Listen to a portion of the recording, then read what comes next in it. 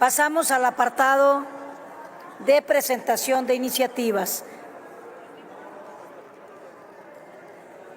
En una primera ronda tiene la palabra la senadora Verónica del Carmen Díaz Robles, del Grupo Parlamentario de Morena, para presentar un proyecto de decreto por el que se reforman diversas disposiciones de la Ley del Instituto Nacional de los Pueblos Indígenas en materia de armonización de la norma con reformas constitucionales.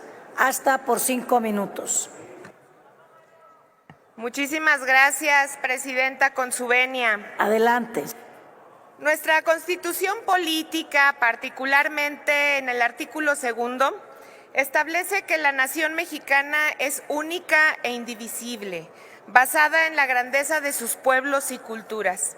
A partir de la trascendente reforma constitucional presentada por el entonces titular del Ejecutivo, el licenciado Andrés Manuel López Obrador, se robustecieron las definiciones y derechos de los pueblos y comunidades indígenas y afromexicanas. En ese sentido, debemos reconocer que esta reforma constitucional inició con la justicia social para nuestros pueblos y comunidades indígenas, saldando una deuda histórica y haciendo justicia a los pueblos del México profundo. Se trató de una reforma construida con amplio consenso de los pueblos y comunidades, sustentada en sus ancestrales demandas y que reivindica sus principales luchas. A partir de su publicación en el Diario Oficial de la Federación, el régimen transitorio mandató al Congreso de la Unión a armonizar el marco jurídico en la materia. Por ello, a través de la presente iniciativa se plantea armonizar el contenido de la Ley Nacional de los Pueblos Indígenas, ordenamiento expedido el 4 de diciembre de 2018. De acuerdo con la ley vigente, el Instituto Nacional de los Pueblos Indígenas, un organismo descentralizado de la Administración Pública Federal, con funciones de autoridad en los asuntos relacionados con los pueblos indígenas y afromexicanos. Partiendo de ello, es que se estima necesario adecuar la ley conforme a lo establecido en la Constitución Política de los Estados Unidos Mexicanos.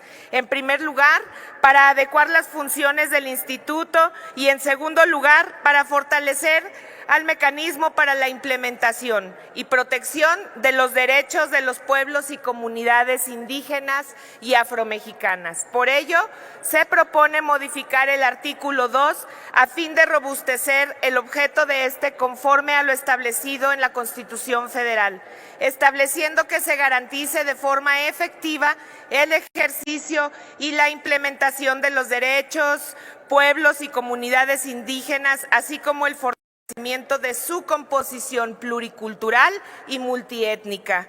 Respecto al artículo 3, se propone adicionar las características de personalidad jurídica y patrimonio propio con que cuentan los pueblos y comunidades indígenas y afromexicanas, aunado a su naturaleza como sujetos de derechos públicos. De igual forma, se propone reformar el párrafo 2 del mismo artículo para establecer la conciencia de su identidad indígena o afromexicana como un criterio fundamental para el ejercicio del derecho a la libre autodeterminación de los pueblos y comunidades. Por lo que hace al artículo 4, se propone a consideración la modificación de la fracción 9 con el fin de que el Instituto fortalezca la participación de manera efectiva de las mujeres indígenas y afromexicanas en condiciones de igualdad sustantiva. Asimismo, se propone modificar el contenido de la fracción 23ª para establecer con claridad la actuación de principio a fin del Instituto en el proceso de consulta previa, libre e informada a que se refiere la Constitución para obtener su consentimiento o, en su caso, llegar a un acuerdo.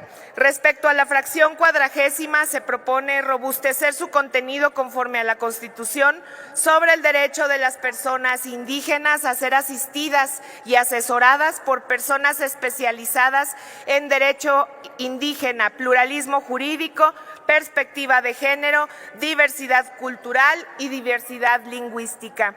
De igual manera, la modificación del contenido de la fracción 6ª del artículo 6 consiste en cambiar el término de igualdad de género por el de igualdad sustantiva, como un principio que debe guiar al instituto y ser incluido en las políticas, programas y acciones de la Administración Pública Federal, tomando en consideración el papel que actualmente tiene el mecanismo para la implementación y protección de los derechos de los pueblos indígenas.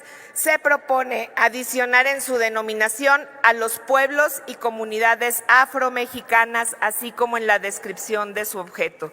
Bajo esa tesitura, contando con un mecanismo para la implementación y protección de los derechos de los pueblos y comunidades indígenas, se plantea modificar el artículo 28 de la ley para actualizar la lista de las dependencias, entidades, organismos, instituciones y demás participantes que deben integrar dicho mecanismo.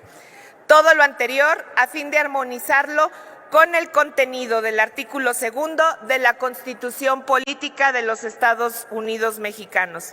La cuarta transformación de la vida pública del país prioriza la justicia social y la deuda histórica con nuestros pueblos y comunidades indígenas y afromexicanos. Sería cuanto, Presidenta. Muchas gracias. Gracias, senadora. Se turna a las Comisiones Unidas de Pueblos Indígenas y Afromexicanos y de Estudios Legislativos, primera.